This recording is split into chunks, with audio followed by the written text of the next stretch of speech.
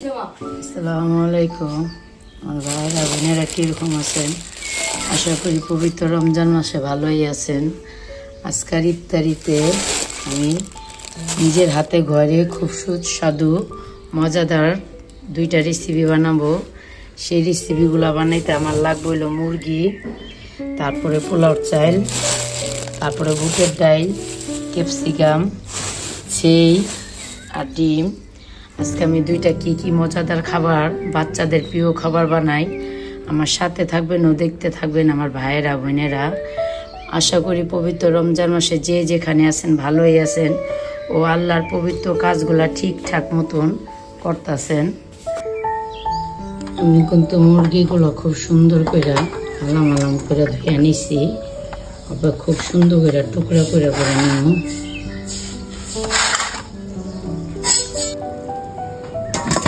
কিন্তু লেগ পিসগুলা খুব সুন্দর করে কেঁচা কেঁচা করে নিছি, খুব সুন্দর করে ময় মশলাগুলো ঢুকে। আর আমি সাইজগুলো বেশি বড় করে নেই, একটা রানের পিস 2 টুকরা করে নিছি। ময় মশলা না ঢুকলে মজা লাগে না, ছোটও না বড়ও না, খুব সুন্দর করে আমি পরিষ্কার করে নিছি। দুইটা মুরগির মনে করেন লেগ পিস আর ওই রানের মাংসগুলা, দুইটা মুরগির 16 পিস হয়েছে। আমি পয়লা অবস্থায় চুকা ধুই দিব। না না না দেয়া যায় না।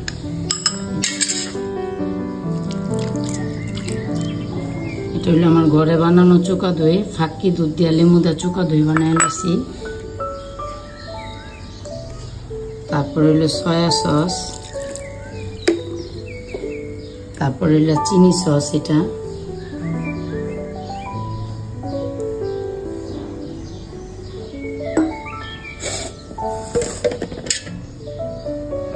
আমার ঘরে হাতে বানানো সস।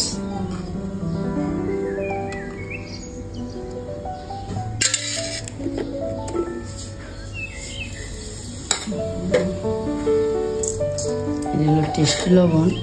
টেস্টি লবণ ছাড়া জানেন চাইনিজের কোনো খাবারগুলা মানে সুস্বাদু হয় না, এই কারণে আর কিছু না। আর এলো ঘরের পরিমাণ মতন খাদ্য লবণ। আর এটা হলো আদা রসুন, একটু জিরা বাটা। আপনারা বুঝতেই পারতেছেন আমি এটা কি বানাবো।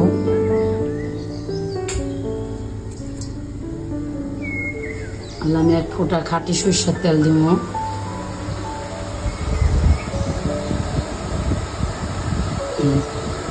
এটা নিম্নত 3টা ঘন্টা ম্যারিনেট করে রাখলে খুব সুন্দর একটা স্মেল বেরিব। নিম্নত 3 ঘন্টা। আর 1 ফোঁটাও জানি এটার কোনো ভাপ না বেরায়, তাহলে যে আপনার মশলাটা, ওই মশলাটা দিয়ে খুব সুন্দর একটা হইব না।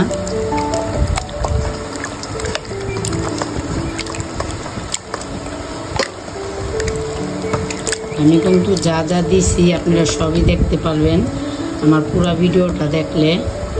আমি হপা এটা ঢাইকা রাখুন খুব সুন্দর করে, একেবারে চাপা দিয়া ঢাইকা রাখুন যেন 1 ফোঁটা না বেরায়। আর একটা জিনিস আমার রোজায় ধইরা লাইছে, আমি মনে ভুলে গোলমরিচে যেটা ফাঁকি, যেটা মানে খাবারের একটা টেস্ট আলাদা বাড়াইছে, ফাঁকিটা আমি কিন্তু দিই নাই। আমি ভুলে গেছিলাম রোজায়, আমার ধইরা ফেলাইছে, দুঃখিত, ক্ষমা দৃষ্টিতে দেখেন।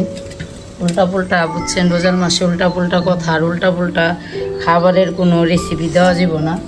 তাই মনে করেন যে যেরকম খাইবেন সে সেরকম দিবেন। এটা গোলমরিচটা কিন্তু খুবই ঝাল।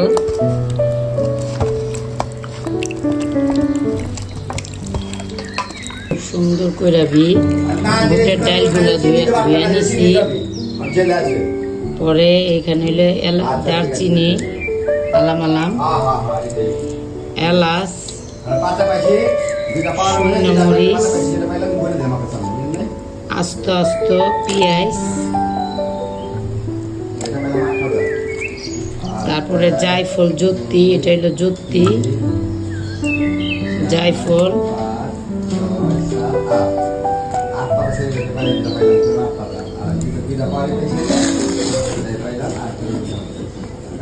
এটা আলাম আলাম মুরগির টুকরা খুব সুন্দর করে ধুয়ে নিছি। খুব সুন্দর করে আমি মুরগিগুলা আস্তে আস্তে করে পয়পসিয়া করে নিলাম। আমার দিতে হইব আদা, আলাম আদা, আলাম রসুন লাগতো। আমার ঘরে আলাম আদা নাই, আর রোজার মাসে কেয়ার ঘরে যেমন দোকানপাট সবই বন্ধ, এই কারণে আমি এগুলা বাটাটা দিয়া দিলাম। কিন্তু অনেক নিয়ম হইলো আলাম, কিন্তু তারপর বাটাটা দিছি দেখে যে হইব না, এটা কোনো কথা না, যা আছে তাই দিলাম।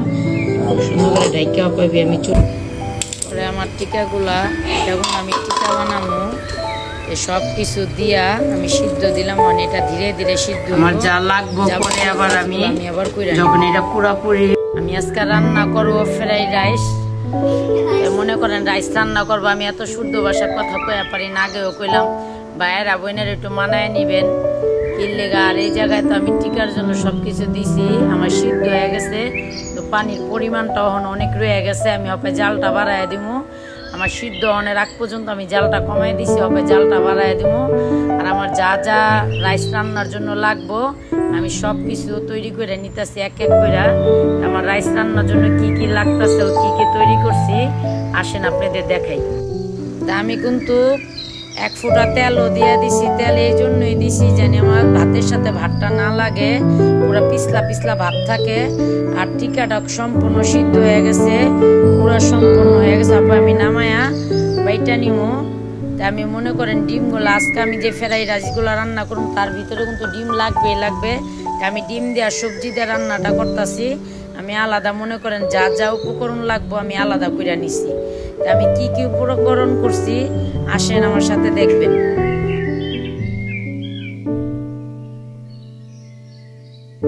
আমি কিন্তু 2 চুলায় 2টা দিছি।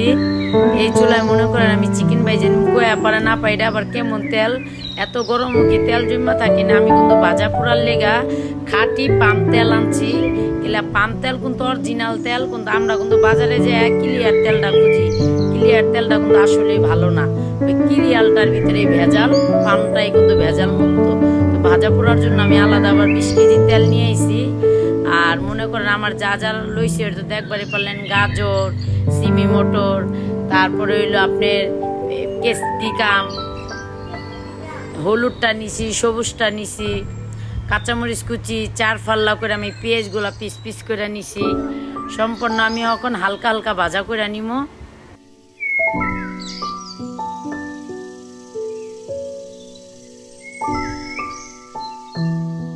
আমি কিন্তু সবজিটা হালকা হালকা ভাজা ভাজা করছি, সম্পূর্ণ করি নাই। কে লেগে আমি দেখা যায় চালটা দিলে ওইটার সাথে ভাপে সিদ্ধ হয়ে যাবে, এই কারণে। আর আপনারা যদি একবারে ভাজা ভাজা খাইতে চান ওইটা আপনারা নিজে ইচ্ছা মতন করতে পারেন, ওটা আপনাদের খুশি। তাইলে কিন্তু কালারটা সুন্দর আসবে না, আর দেখা যায় ভাপে জিনিসটা খুব সুন্দর সিদ্ধ হয়ে যাব।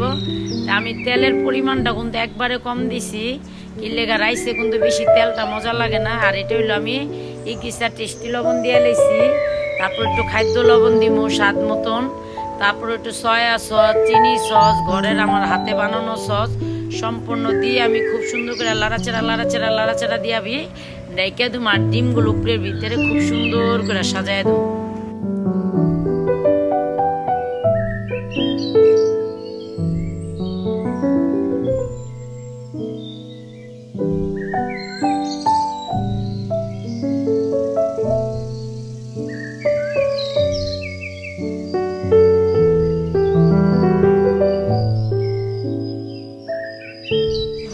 আমি কিন্তু এনে কর্নফ্লাওয়ারের পরিমাণটা বেশি নিছি আর ময়দার পরিমাণটা কম নিছি।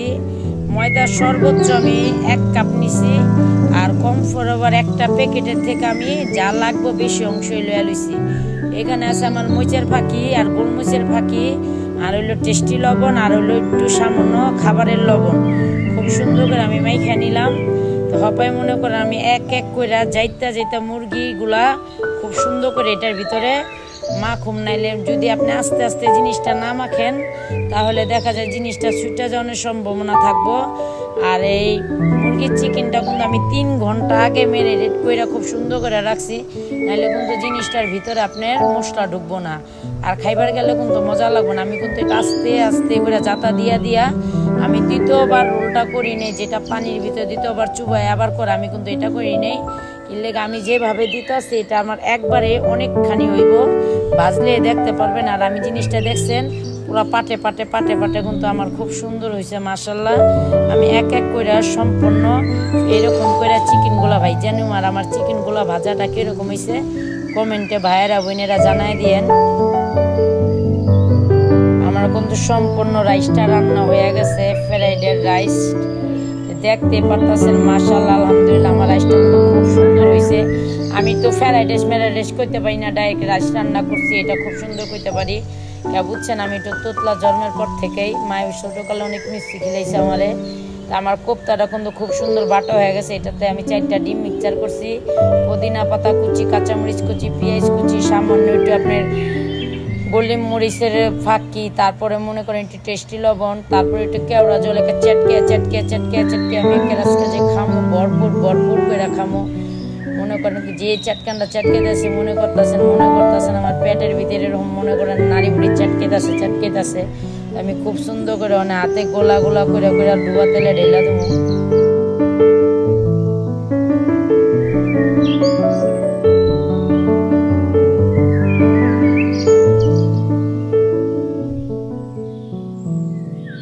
আমার মায়াবী চেহারাটা দেখে বুঝতেছেন আমি কাজ কাম করতে করতে অনেক ক্লান্ত হয়ে পড়ছি। আমার শরীর আর চলে না, এই কারণে মনে করেন কোপ্তা দিয়ে আমার মেয়ে চাইছে। আমি কইতাছি কুনসুম বিয়াজান দিব কুনসুমকে, মানে আমার কোপ্তাগুলো এত পরিমাণে মাংস হয়েছে বলার বাইরে। গোল্লা হনের আগে মনে করেন ফাটা ফাটা ফাটা ফাটা ধরে গেছে। আমার কিন্তু মাংসের পরিমাণটা বেশি আর ডালের পরিমাণটা কম। কিলা ঘরে বানামো তাহলে সুস্বাদুভাবে খামো না, এটা তো হতেই পারে না। কিনা খাবারটা আমার এক এক করতে করতে সব আয়োজন হয়ে গেছে। আর আজকে যে খাবো পেটটা ভরে খাবো, মনটা ভরে খাবো, দেহটা ভরে খাবো, দেখতেই পারছেন মজাদার আজকে রাইস রান্না ও ফ্রাই, চিকেন ফ্রাই ও টিকা আর কি লাগে। ভাইয়েরা বোনেরা আমার রাইস রান্নাটা ঘরে কীরকম লাগলো কমেন্টে জানেন।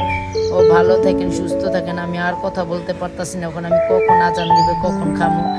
তো ভালো থাকবেন, সুস্থ থাকবেন। কেয়ার রমজান মাসের এরকম মজাদার খাবার খেতে মন চায় কমেন্টে জানেন।